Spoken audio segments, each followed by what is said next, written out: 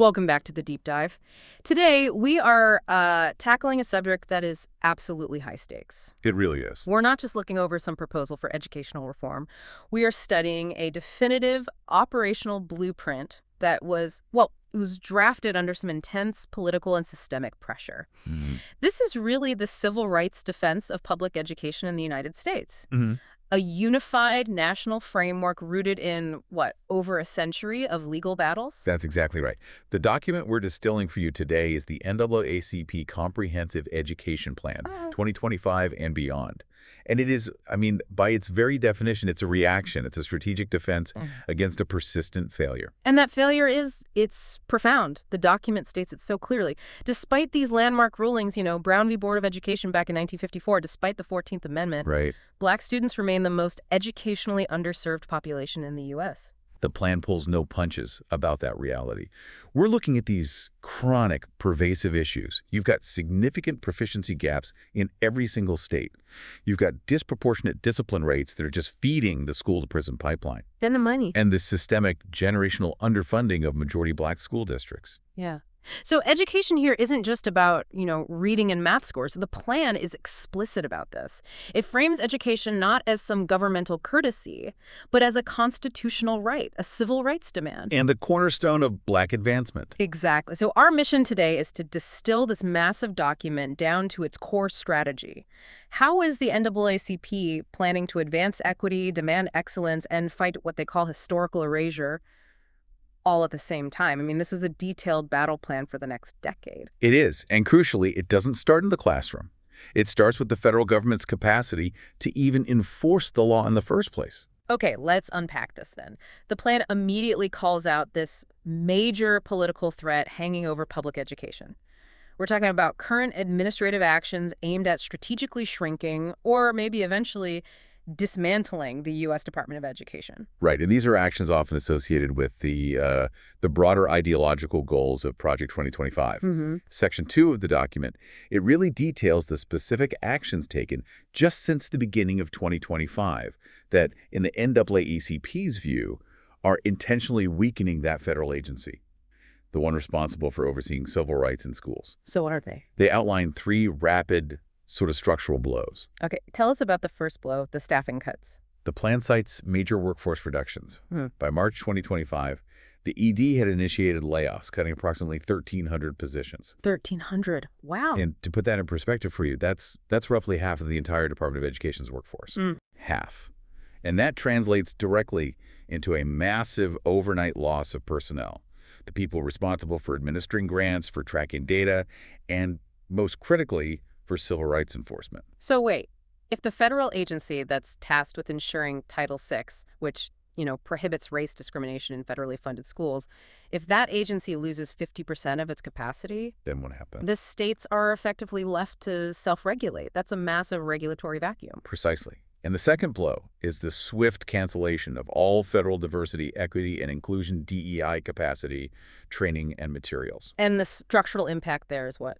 It's the removal of federal support for historically underserved groups. It just weakens the national infrastructure to even discuss or monitor equity gaps proactively. And the third blow, which to me feels like it has these profound long-term consequences, is the loss of data and research. What did the plan highlight there? The cancellation of large research contracts. This includes ongoing studies that were being managed by the Institute of Educational Sciences, or IES. And for anyone listening, IES is critical.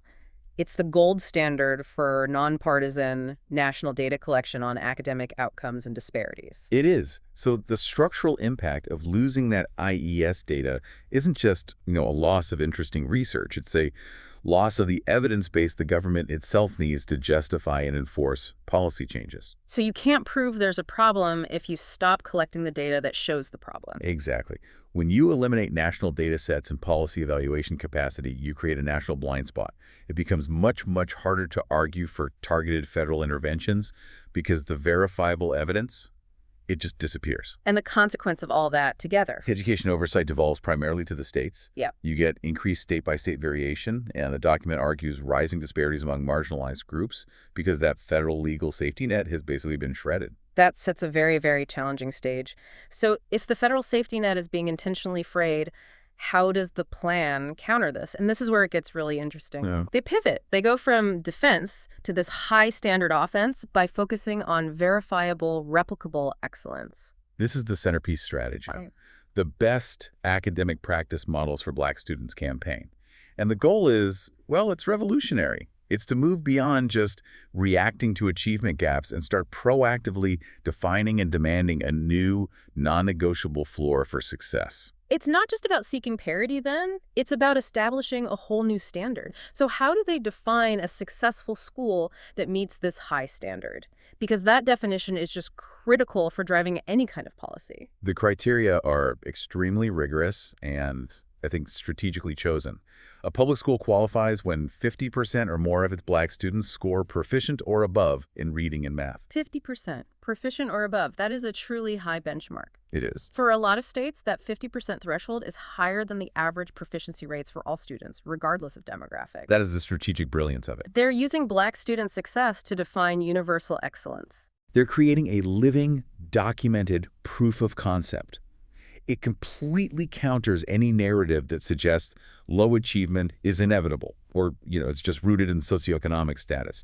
The success is possible, and the plan then forces the documentation of how that success was achieved. And what do they document? Is it like a simple checklist? Oh, far from it. They require a full, detailed case study. This has to document the specific instructional strategies used.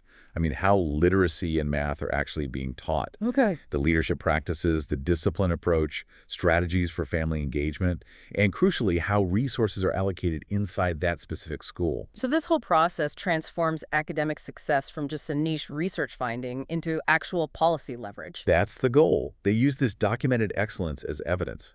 Evidence to demand equitable funding, to demand required adoption of these proven strategies, and to demand policy changes nationally. They're effectively building their own IES data set, but focused strictly on equity. That makes sense. That explains the offensive strategy. But if they're trying to fix the academic success model, they have to address the fundamental financial reality that underpins it. So where does the plan start with the wallet? It starts with the property tax problem. The plan correctly identifies that public education in America is still financially unequal because school funding is tied primarily to local property taxes. Which guarantees, it has for generations structural underfunding in majority Black districts where the tax base is historically depressed. It's a civil rights violation in the plan's view. It allows wealthier communities to essentially hoard educational opportunities, resources, better paid teachers. The whole system is fundamentally unequal before the first bell even rings. So what's the required solution then to replace that old model? They demand replacing property tax dependence with an equity model, specifically weighted student funding. And how does that work for anyone who's not familiar? The concept means a base level of funding is guaranteed for every student. But students with higher needs, say, those living in poverty, those requiring specialized education services, or unhoused students, they receive an additional weight.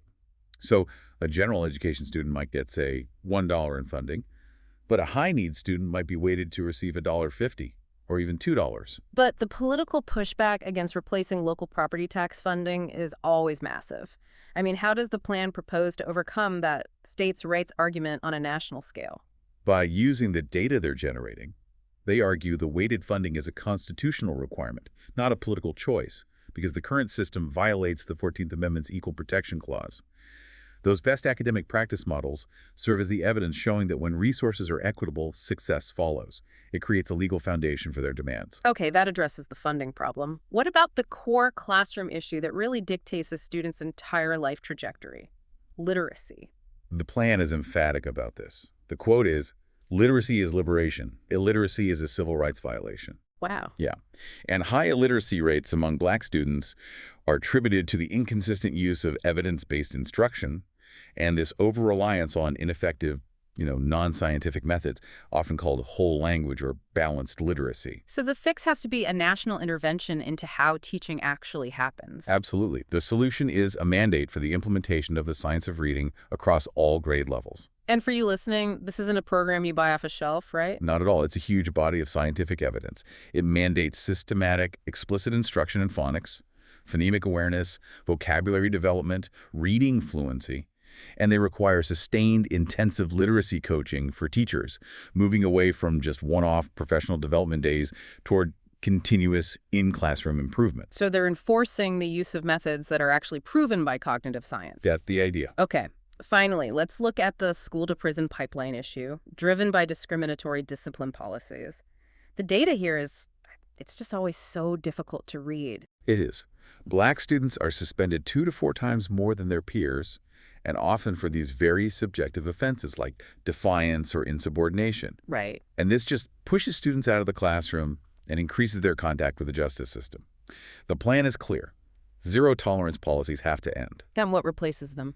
A shift to restorative practices and positive behavioral interventions and supports, which is widely known as PBIS. That's a critical distinction, isn't it? It is. Zero tolerance is reactive and punitive. PBIS is proactive and instructional.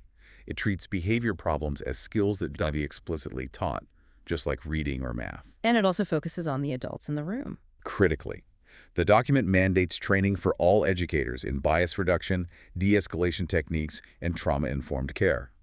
It recognizes that so much subjective discipline is often rooted in educator bias or just a lack of understanding of student trauma. So we've got the strategic vision, we have the specific policy demands, and the whole evidence generation campaign. Now for execution.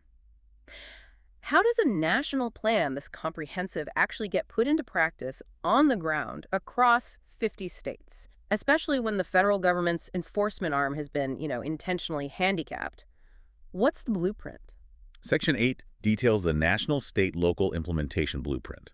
It's designed to make the plan functional and, importantly, resilient to political opposition, and it operates across 3 tightly integrated levels. Okay, let's start at the top, the national level. The national level sets the directives. It provides the overarching legal infrastructure, so publishing legal memos on how Title VI and IDEA protections still apply despite all the administrative changes, and it maintains the National Academic Dashboard. And that dashboard is key. It's crucial. It's where they aggregate all the data on state proficiency, on disparities, discipline, all of it, across the entire country. Then you have that crucial middle layer, the state conferences. What's their role? That's where the legal discovery really begins. The state conference level is responsible for coordinating the regional implementation, training local branches on data collection, and, most importantly, submitting statewide public records requests. They collect that foundational, system-level data that you need for accountability. Which brings us to the front line, the local branch. This is where the rubber meets the road. What's their main operational role here? The local branch executes all the activities. They're the ones identifying the best academic practice model schools in their own districts, hosting community forums, and using these standardized public records request templates to drive advocacy. So they've standardized the legal discovery process itself. Yes. The plan lists the specific data points that every single branch must gather.